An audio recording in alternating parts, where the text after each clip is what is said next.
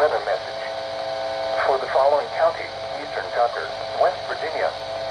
Blizzard warning in effect until 10 a.m. Saturday. What? Blizzard conditions. Additional snow accumulations between 9 and 14 inches. Winds gusting as high as 50 miles per hour. Where?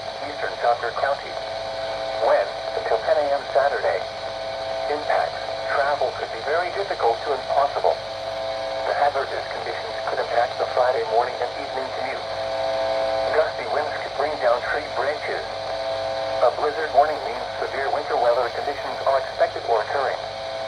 Falling and blowing snow with strong winds are likely. This will lead to whiteout conditions, making travel extremely dangerous. Do not travel.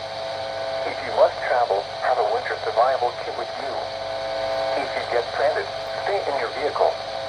Please report snow accumulation by calling 412-262-1988, posting to the National Weather Service Pittsburgh Facebook page, or using Twitter at